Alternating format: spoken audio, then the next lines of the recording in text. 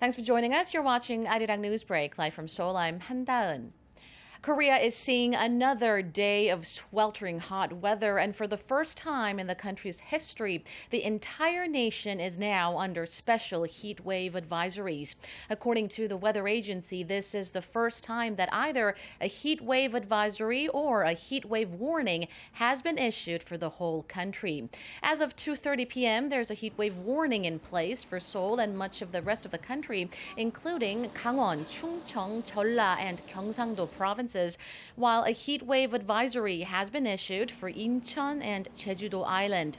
A heat wave warning is issued when daytime highs reach 35 degrees Celsius or above, and a heat wave advisory when the mercury goes up to 33 degrees or higher.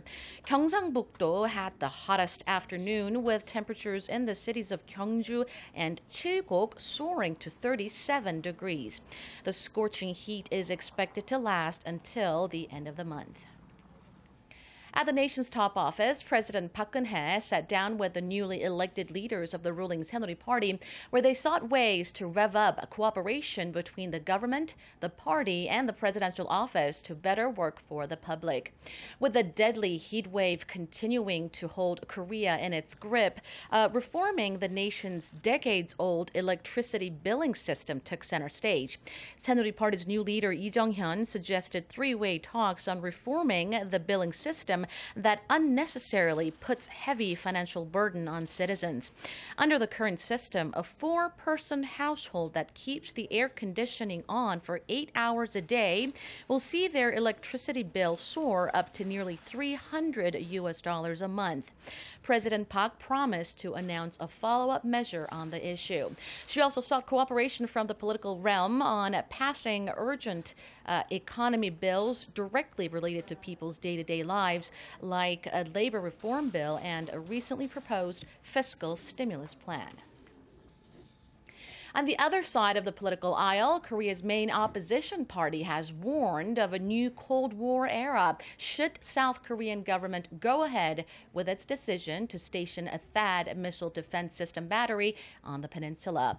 Party spokesperson Ki Dong-min spoke to reporters at Parliament today following a controversial visit to China by 6 first-term lawmakers who oppose the deployment plan. Quoting the 6 lawmakers, Ki said the Chinese government has prepared concrete countermeasures for each step of the deployment and noted that public sentiment in China toward the deployment is hostile. The lawmakers said bilateral relations could deteriorate to the point of giving birth to a new Cold War era, and that the issue needs to be resolved at the upcoming G20 summit next month in China.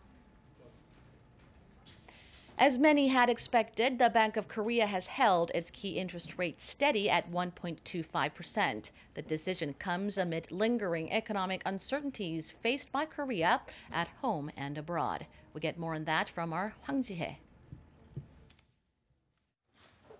Following its monthly monetary policy meeting on Thursday, Korea's central bank took a wait-and-see approach in August. It kept its key rate unchanged at 1.25%, standing pat on the historic low rate for the second straight month. The central bank made a surprise move in June, lowering the key rate by 0.25 percentage point. Market analysts had been expecting the BOK's decision this month, as the central bank wants to see whether the government's stimulus package helps bolster the economy that's in doldrums. The measure originally laid out in June includes an extra budget worth roughly $10 billion.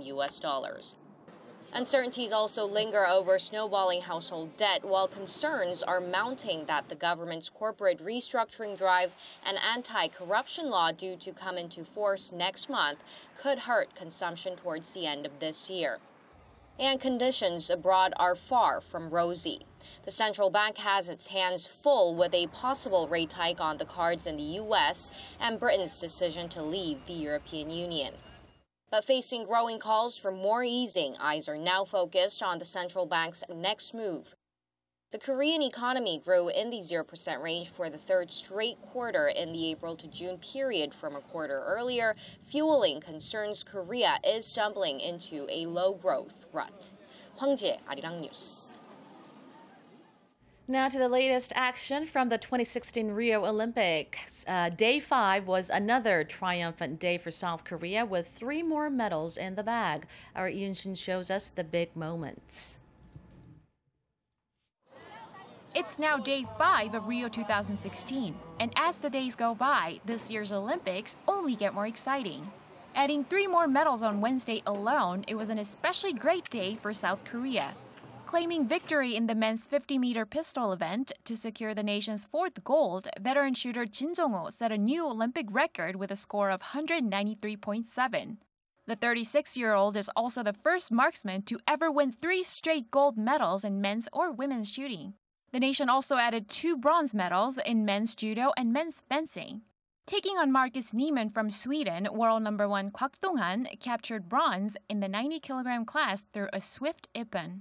Also triumphing in a bronze medal bout was fencer Kim Jong-un in the men's individual saber.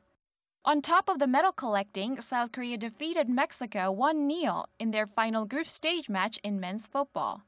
Scoring the game's only goal in the second half, the nation has secured its passage into the knockout stages. But in the middle of all the festivities, among so many medalists, is a mother who is an inspiration to many. Claiming her 3rd consecutive road time trial gold on a rain-soaked course, 42-year-old American cyclist Kristen Armstrong proved that age is only a number. I think that for so long we've been told that we should be finished at a certain age, and I think that there's a lot of athletes out there that are actually showing that that's not true. For all the moms out there, I hope that this was a very inspiring day.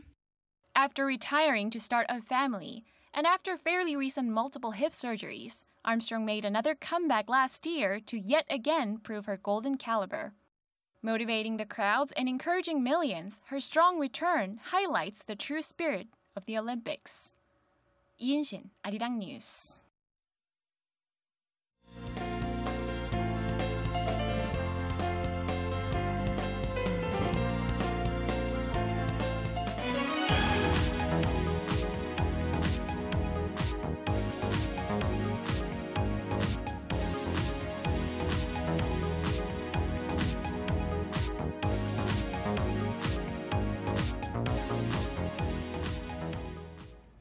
And that is ARIRANG News Break for today. Stick around for more updates on the Rio Games and other top stories. Thank you for watching.